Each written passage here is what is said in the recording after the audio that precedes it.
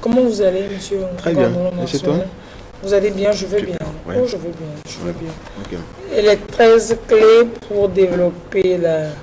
Non, on en a fini. Hein? Oui, ben ça me tient tellement à cœur. Oui, ben, de toute façon, on va reprendre ça. Je pense que... Ben oui, non, peut-être pas ici, mais le 12 mars prochain au Club de l'Excellence. Oui, mais là, on parle de... on a 1h30 pour en parler.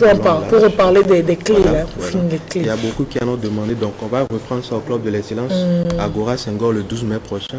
Le 12 mai, à la Gora Senghor, à...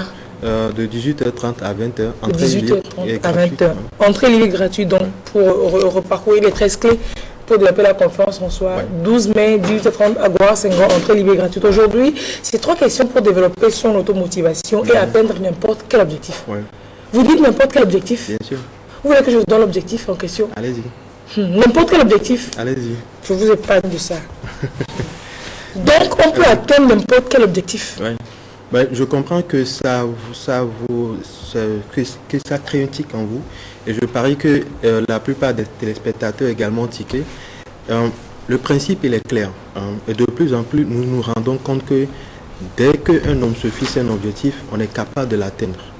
Et ce qui se passe, c'est que si j'ai l'impression que je ne peux pas atteindre un objectif, c'est simple.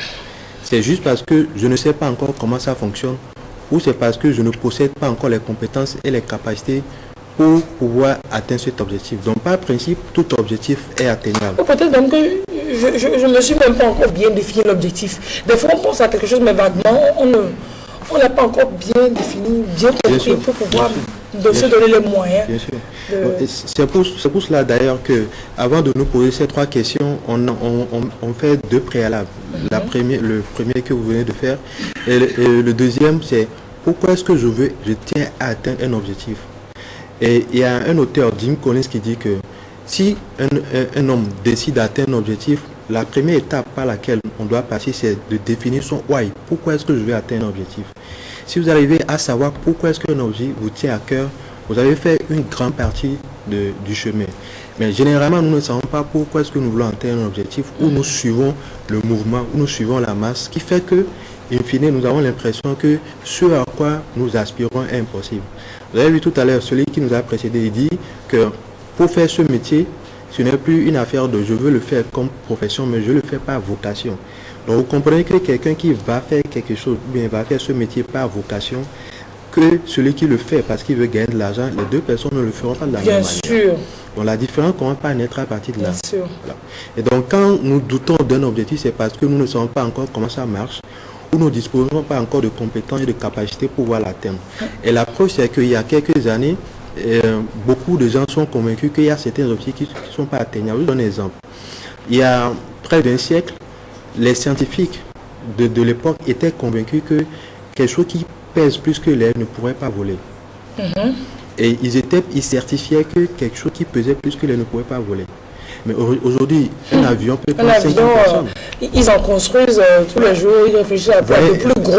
Le luxe qui est dans les avions, les plateformes pétrolières, les bateaux. Donc, alors qu'en son temps, ils étaient convaincus, les scientifiques émérites, ils étaient convaincus que ce n'était pas possible.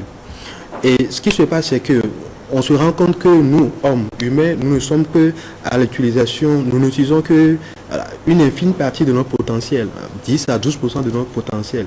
Mais regardez ce que les hommes font avec ce petit potentiel qu'ils ont développé. Donc, imaginez si nous... On développe tout notre potentiel. On va même transporter le globe terrestre, la Terre comme ça. Et la science de jour en jour dément les certitudes que nous avions, comme quoi certains objectifs ne sont pas atteignables. Donc si on ne peut pas atteindre l'objectif aujourd'hui, c'est parce que je ne sais pas encore comment ça fonctionne. Mais sinon on peut tout atteindre. Le jour où on le saura, on le fera. Voilà. Bon, donc, se demander déjà si notre désir d'atteindre notre objectif, est-ce qu'il est assez fort? Assez fort, voilà. On va partager 3 questions avec vous ce matin. Parce qu'il y a ce défi de motivation. Comment est-ce que je trouve la motivation pour atteindre mes objectifs? 3 questions. Première question. Quand vous avez un objectif à atteindre, jusqu'où l'envie, le désir d'atteindre ce objectif vous tient à cœur? Et si ça ne vous tient pas suffisamment à cœur, vous allez voir que la plupart d'entre nous faisons un service minimum à la matière. Quelqu'un qui travaille dans une entreprise et est venu là juste pour gagner de l'argent, cette personne va faire un service minimum. Bon, ça veut dire quelqu'un qui est de l'administration publique, par exemple. Entre autres, si vous voulez. Il vient au boulot, il attend midi, il est pressé que 10 heures arrive, que le balai finisse vite, entre autres. Quoique là-bas, il y a des gens qui sont assez consciencieux, qui font leur travail. Donc, et même dans les relations, quand je veux atteindre un objectif, je veux amener quelqu'un à élever son niveau, l'envie, ce désir-là, jusqu'où c'est fort à mon niveau. Et regardez, on avait donné l'exemple du baccalauréat. La plupart d'entre nous qui sont sur le plateau ici, je suppose, nous avons passé le bac. C'est possible. Voilà. Mais regardez, quand il fallait passer le bac, comment est-ce qu'on était concentré là-dessus. Voilà. À un moment donné, on n'imagine même pas en train d'échouer. Et on était tellement concentré là-dessus, nous étions capables de laisser tomber tout pour pouvoir nous concentrer là-dessus. Pourquoi est-ce qu'on n'arrive pas à se concentrer sur l'objectif? C'est ça la clarification de l'objectif. Rappelez, on a dit tout à l'heure, pourquoi est-ce que je vais atteindre l'objectif? Pourquoi est-ce que je vais obtenir le bac? Si je me rends compte que la plupart de mes camarades ont obtenu le bac et que je suis en train de trimer 2 fois, 3 fois, 4 fois et que je me dis, ok, stop, maintenant c'est bon, il faut que ça change. C'est-à-dire que j'ai répondu maintenant au pourquoi est-ce que je tiens à obtenir le bac. Et donc on peut mettre tous les moyens. Instant, tout ce que je ferai, toutes mes énergies, mes forces vont être canalisées sur l'obtention du bac. Mais ce qui se passe, c'est qu'à la première année, ou bien au premier essai, c'était pas suffisamment fort, donc on pensait que bon, on allait passer ça allait passer comme une lettre à la poste. Voilà. Donc cette capacité-là à se concentrer sur l'objectif et à définir son pourquoi qui fait que le désir devient suffisamment fort. Et on dit également que le désir doit être différent d'un souhait. La plupart d'entre nous, nous formulons nos objectifs en termes de j'aimerais bien, je souhaiterais que, voilà, si je pouvais avoir, voilà, si il me donne ça, ça me suffirait. Même bon, la providence, ça, voilà, voilà. Entre autres, la providence. Et puis, je ne sais pas précis, c'est difficile de l'obtenir. Alors que notre subconscient fonctionne en termes de précision. C'est ce que vous le demandez avec précision, en mettant la quantité, la qualité, qui fait que l'objectif finit par arriver. Et si vous ne mettez pas de la précision dans vos objectifs, vous allez obtenir ce que nous appelons à HEC le SMIC de la vie. Ça veut dire quoi? Que le minimum. Voilà, le minimum. Vous n'allez pas mourir, donc vous allez quand même obtenir un minimum. Mais vous n'obtiendrez pas ce que vous devez obtenir. Donc d'où l'importance de pouvoir quantifier ces objectifs et de ne pas s'arrêter au désir, au souhait.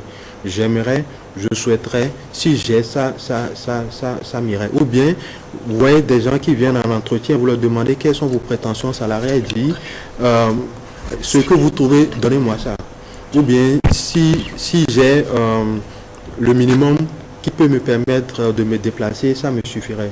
Donc quand c'est comme ça, l'entrepreneur aussi ne vous prend pas au sérieux. Voyez un peu.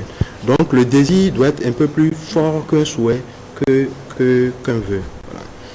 Et c'est ça la première question qu'il faut se poser quand il faut trouver sa motivation. Sa motivation. Donc, il peut arriver que l'on transforme son simple désir en une obsession ardente afin d'atteindre l'objectif que l'on s'est fixé. Voilà.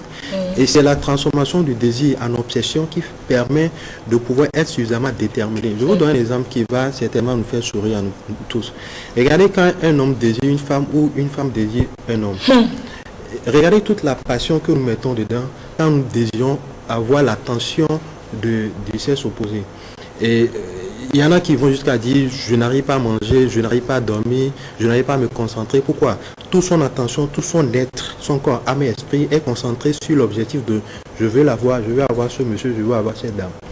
Et vous allez remarquer que généralement quand ça se passe comme ça, nous finissons par avoir gain de cause.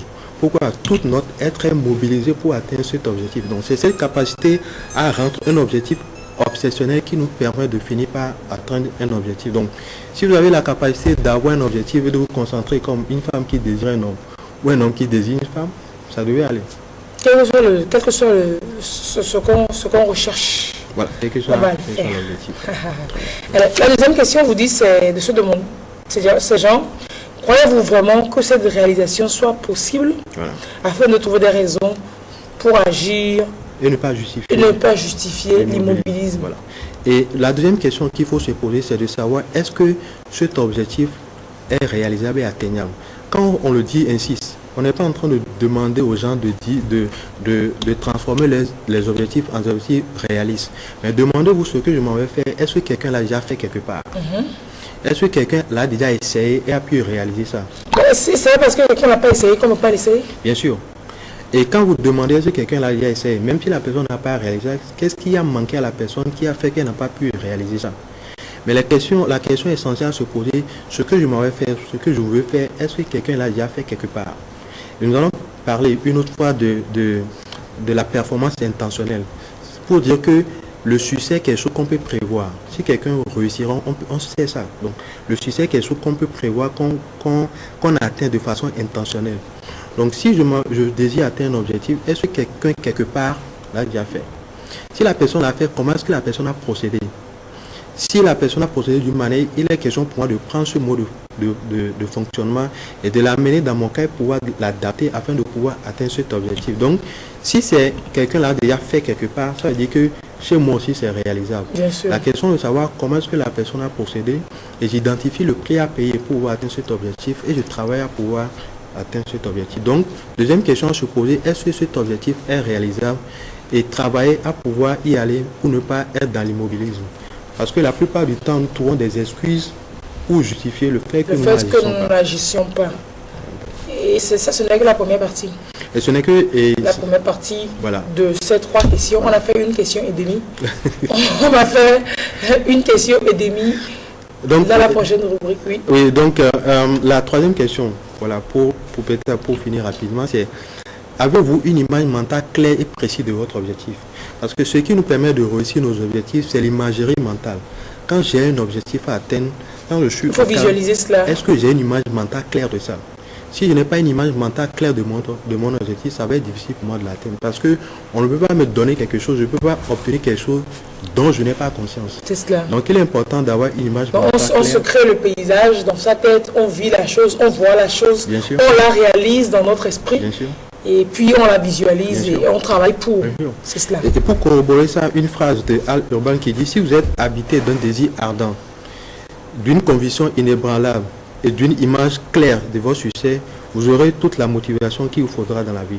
Donc 3 questions essentielles qu'il faut se poser pour trouver la motivation constamment. Première question: est-ce que votre désir d'atteindre un objectif est suffisamment fort? Deuxième question: est-ce que cet objectif est réalisable? Trouvez-vous des raisons pour agir plutôt que des excuses pour ne pas agir? Et troisième question: il faut avoir une image mentale claire et précise de l'objectif que vous désirez atteindre. Tout ça, ça nous permettra de faire des plans et de se mettre au travail afin d'arriver donc... Et naturellement, vous ne vous arrêtez pas à tout ceci. Il faut faire un plan et agir parce que sans action, vos objectifs vont rester dans votre esprit. Il faut y travailler. Super. Ouais.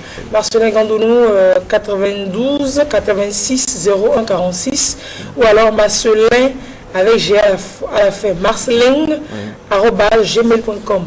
92 86 01 46 et un club de l'excellence pour parler des 13 clés qu'on vous rappelle donc le mardi. Le 12 mai. Le 12 mai à l'Agora Senghor à 18h30 à 20h. Entrée libre. Entrée libre et gratuite. Merci beaucoup Marcelin. Un plaisir. Bonne journée. Très bientôt.